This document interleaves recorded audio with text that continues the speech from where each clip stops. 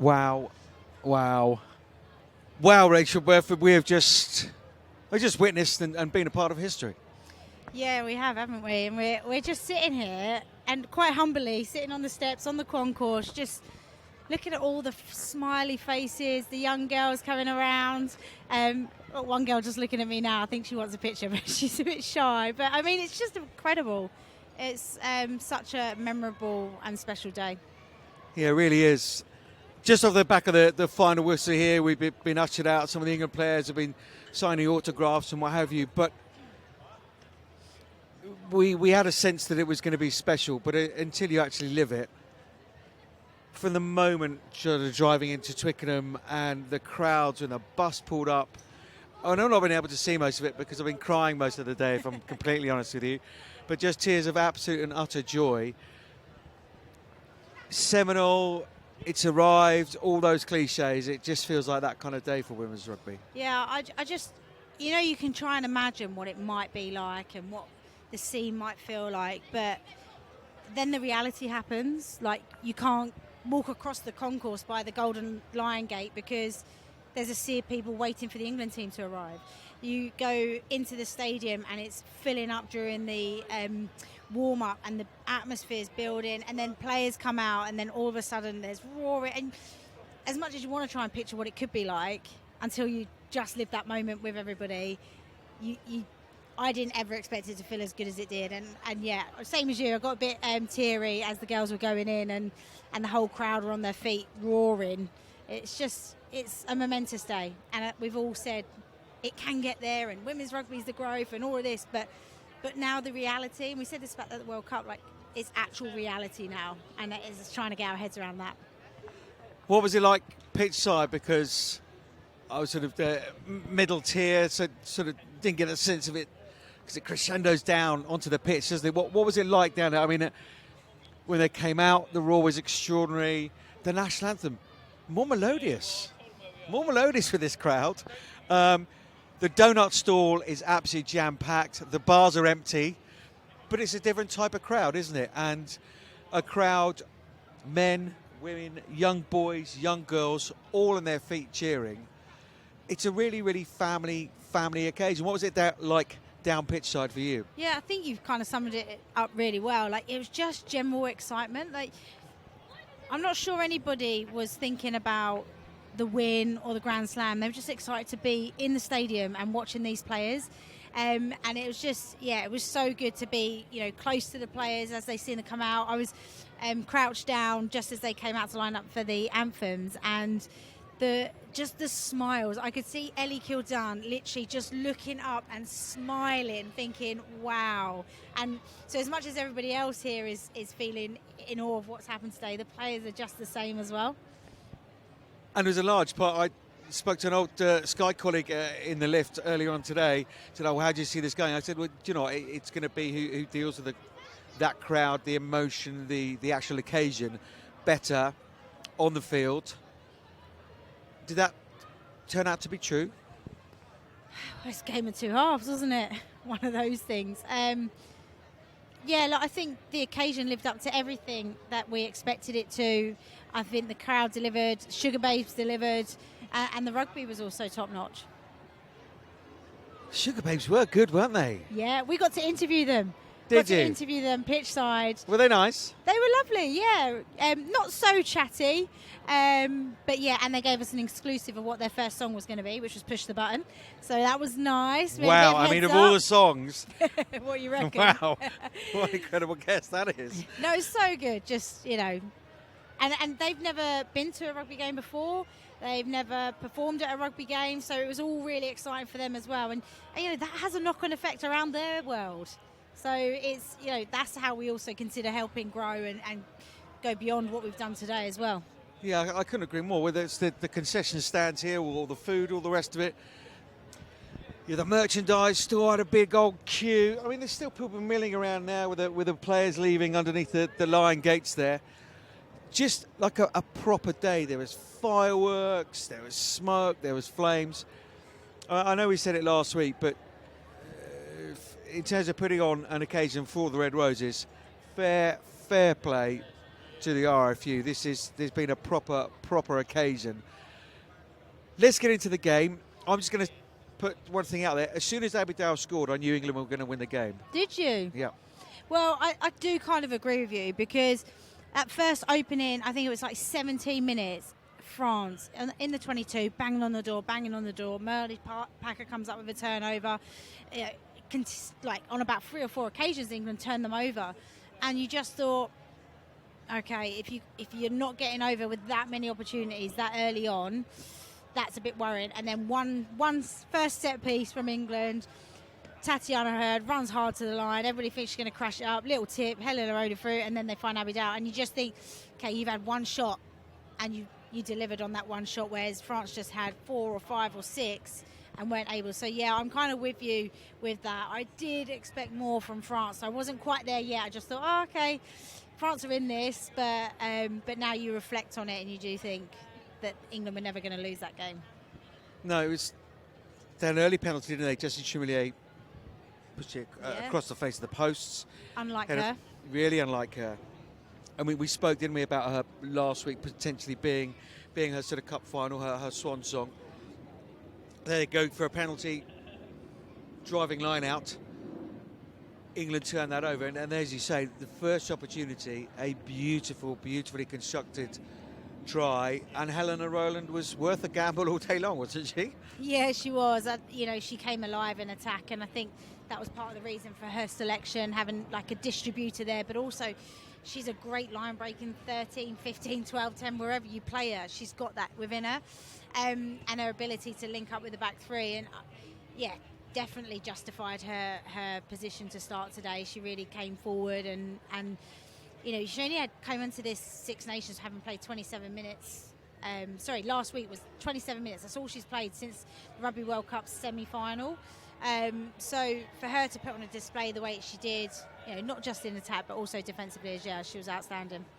Yeah, I thought she was excellent. Of course, England raced ahead that lead at half-time. There was a penalty try in there as well, wasn't it? As you say, France came out in the second half. You said it was a game of 2 halves. What did France do better in that second half to pull themselves back into the contest? Well, they had the ball, which was a big thing. In the first half, England dominated possession. Obviously, there was 2 yellow cards in the first half. We should probably mention that as well. And they couldn't get their fold defensively right, and that's how England just managed to stretch them in the first half. So they come out second half, they're dominating the possession, they're getting good go forward, and then it's the flip side. England can't recycle quick enough.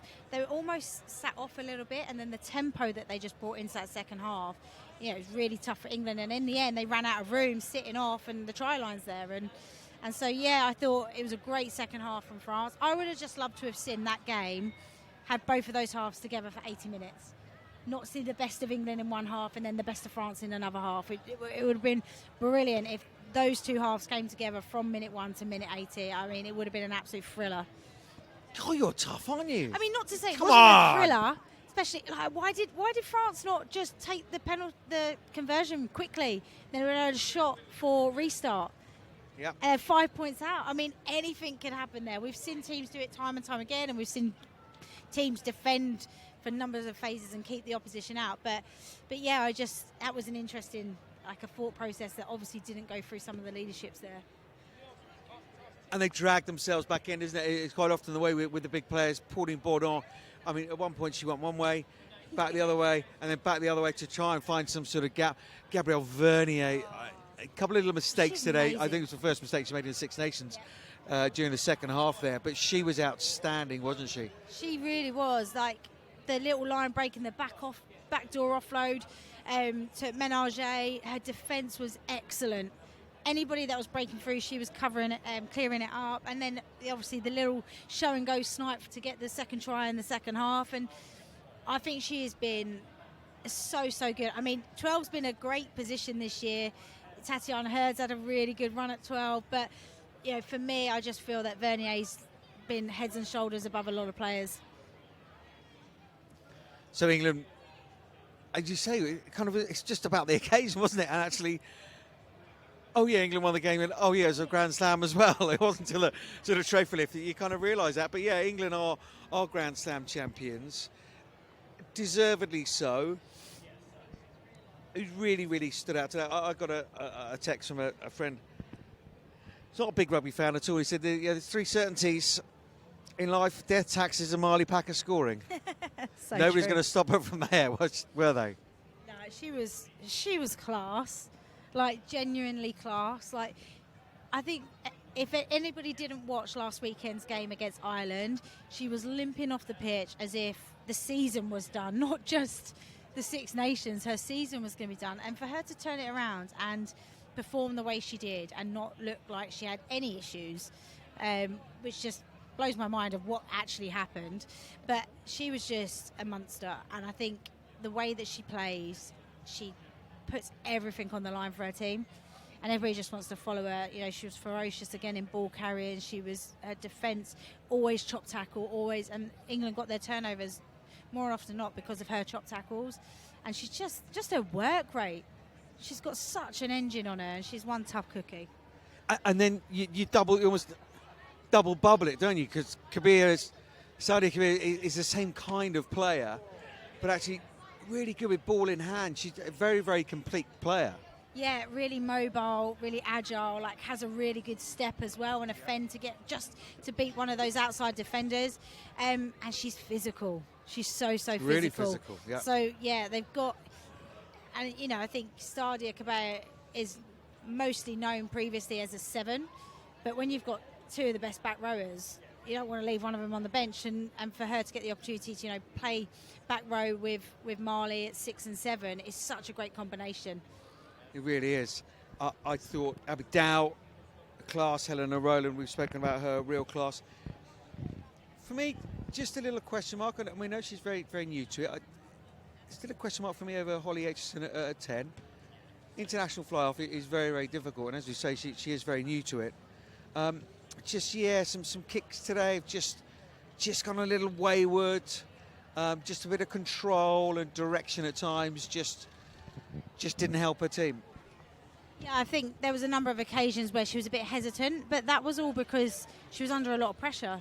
They were under pressure at the breakdown. France was set. Then they were coming through and putting pressure on her, and then she almost didn't trust herself every time. And, you know, I don't know why they weren't happy to actually just kick the ball off and actually compete at the line-out. I know that, you know, France do have a brilliant driving line-out. They're strong in the set piece, but, you know, they also had a couple of missed throws today. And I believe, you know, the likes of Zoe Allcroft, she can read line-out so well. So you can disrupt it defensively. Instead of just thinking about keeping it in field, you just kept gifting the ball back to France. But yeah, that's a role that she'll learn. She'll look back on those moments where what she could have done better, and she'll get better for it. But I think overall, you know, she's had a really, really good Six Nations. Big, no, I wouldn't say big shoes to fill, because she's played 10 at her club before. She's demonstrated at the Rugby World Cup how good she is. But I guess maybe just taking that more ownership, stepping up, being, you know, a voice within the team. She can't just sit back and rely on her 10. She's the 10 now, so she's got to be the one talking in meetings, driving the forwards, telling them what they want off a line-up, what she wants off a scrum, you know, setting the platform up to exit. And you know, it's a lot to take on your shoulders in such a big and great campaign that the Six Nations is. But I think she's absolutely relished in it. And yeah, a couple of kicks not great today, a couple of indecisions from her, but overall she's had a really, really good Six Nations. And people think, oh, well, yeah, the Red Roses, you know, Grand Slam champions. There's just over 58,000 people here at Twickenham. Why on earth are you sort of pulling out some sort of feedback? But yeah, that's where the women's game is now, and I don't think Holly would mind that in the slightest. No, it's needed. Definitely needed. That's Tat's mum. Hey, you're right. Who we got here? Marlie Packer's mother. Do you want to join us on the pod? Yeah, do you want to join us on the pod? Come on. Just a little word. Come on. How Come on, proud were you Julie. today, Yeah. Julie, when your daughter runs out with your grandson? I was over the other side of the stadium because we had like big family come in, so I was over the other side. So yeah, but it was great, really great. Yeah, I bet it was a very, very special moment. Just how proud are you of your daughter and the way she conducts herself on the field? Very. I think the best moment for me, not the best moment, but one of the most emotional moments today was when they got off the bus earlier. It was just like amazing, and it was just like, oh, my heart. I was just going to say, I mean, you've been alongside, I know how close you two are. Can you quite believe today's actually happening and the way it is? No, and I saw a picture actually of Rachel earlier, like when they were all coming in, and I was like, oh my God, I could really feel that you could feel it. And it's just unbelievable. Yeah, it's amazing. Yeah, we were saying, we didn't even know you could have England won a game and they're Grand Slam champions, but they are. Yeah. With a perfect record, deserved champions. And that's a decent bounce back ability, isn't it, from a World Cup final loss in the circumstance that it happened?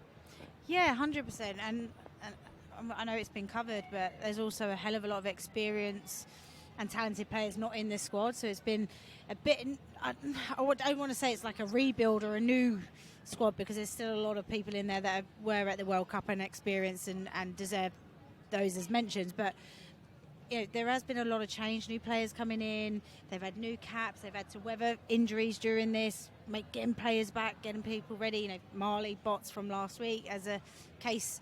But ultimately, they've come out in this kind of new era, but same crop of, a big crop of the same group, if that makes sense. And obviously Simon Middleton moving on as well, so giving him the fitting finish as well, deserved finish to send him off.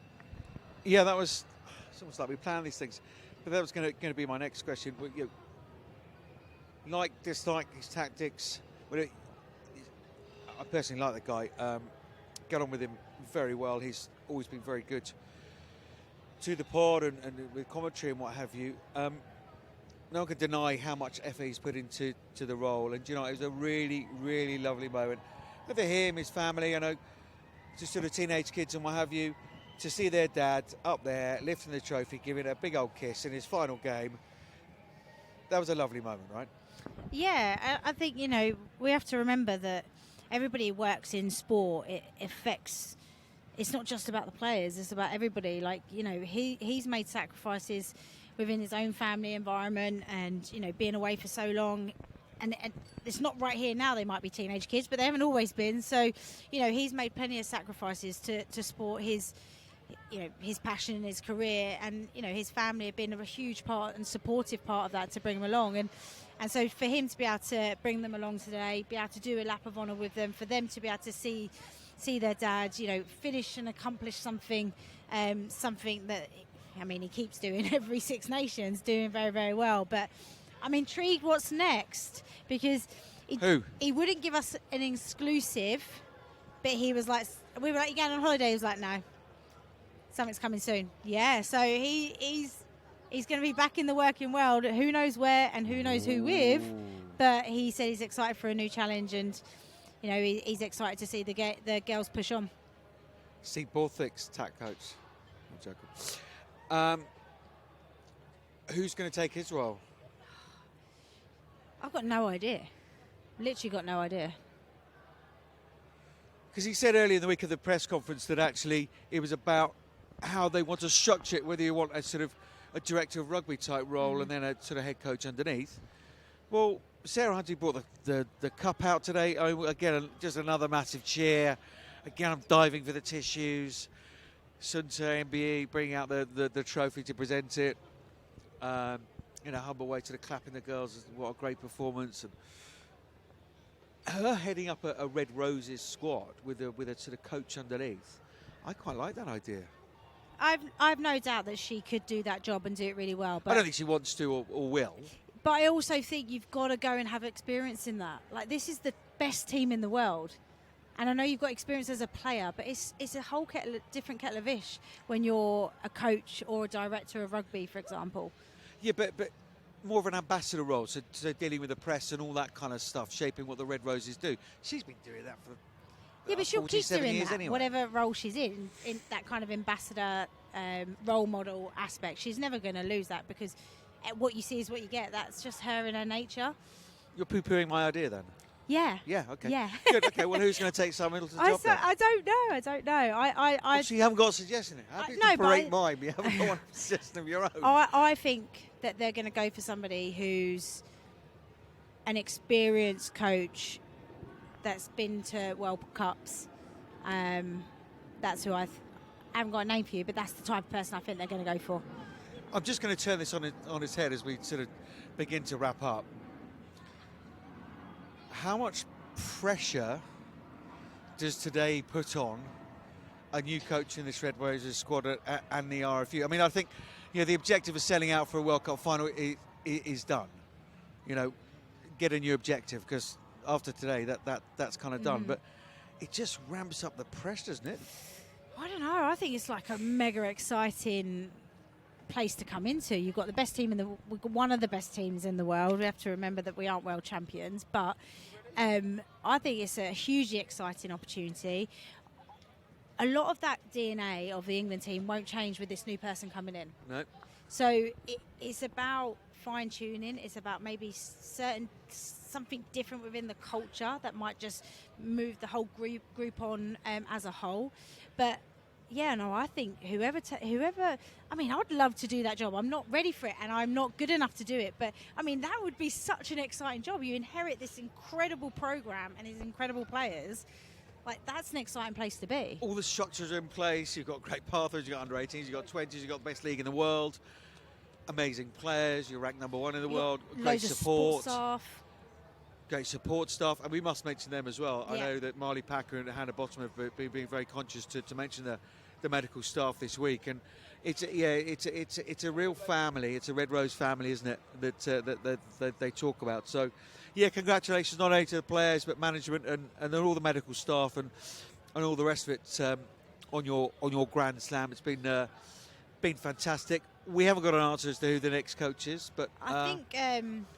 It's going to come out maybe tomorrow. Is it? Yeah, next couple of days, I believe so. But why would you wait? Agreed. Why would you wait? Let's crack on.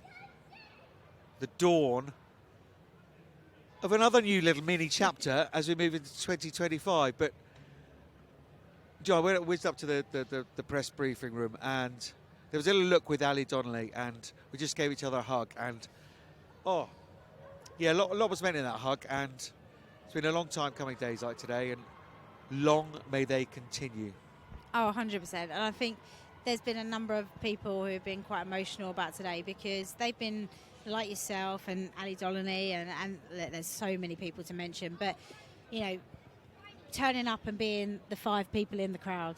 Yep. Consistently, week in, week out, being the ones that would do a press report, do the interviews, make the effort to understand and know the team and share the stories. And it's all been building to today, and so many people over 20 years to get it to this point. And I just wish maybe we tried to do it a bit sooner. Just have a standalone, put the spectacle on. You never know, could have been slightly different. But yeah, a really proud moment. And as you say, like, the marketing behind this program has been unreal. Really clever, really smart. The timing, the graphics, the engagement to really get people in to be excited about this Red Rose team, because we've been excited, for years. Yeah. But it's like, how do we show everybody else how exciting this group is? And they've achieved that today. Yeah. Red Roses and women's rugby feels like, it certainly arrived. Certainly gone up another level from the World Cup final. I think that's Sarah Hunter. That's a helicopter leaving. That's Sarah Hunter just leaving now. MBE. She's got her own chopper. Royalty here today. There must have been, maybe. Maybe that's royalty. Sir Bill Beaumont. He's rugby royalty. Rugby royalty. I meant actual royalty. No, not like in Scotland. I couldn't see Bill getting in a chopper. Let's have your predictions on the other 2 games then, Bev, as you're sat here on the concrete. Yes. Yeah, I know there's 2 other games going on. What time's Italy-Wales is going on as we speak. We're an hour and 20 in. Oh, God. What do we reckon? What do you reckon? Who do you reckon's winning? No, I ask you. I reckon Wales are winning. Do you? Do you want to know the score right now? Or not? What's your prediction? Yeah, I think Wales might just sneak it. So it is 24-10 to Wales. 24-10 to Wales. There you 57 are. on the clock. Wales not seeking it at all. So we've both gone for Wales. What about the later games, Scotland-Ireland? Ooh. I'm still going to back Scotland. I hope they can get another win under their belt. Yeah, I'm with you. But then you feel for Ireland, don't you? You don't feel for Ireland, the poor girls. I feel for the girls. Yeah, that's what I mean. Um, Well, they are Ireland today. yeah, I know. It's the union and the press team and whatever. Just, Let's not go extraordinary. there. Anyway, let's not go there. Let's not finish on a negative. Congratulations, Twickenham. Congratulations, the RFU. Congratulations, the Red Roses. Congratulations, Sarah Hunter, Scott Beavens, and Simon Middleton. Over and out from a historic Twickenham. Roger that.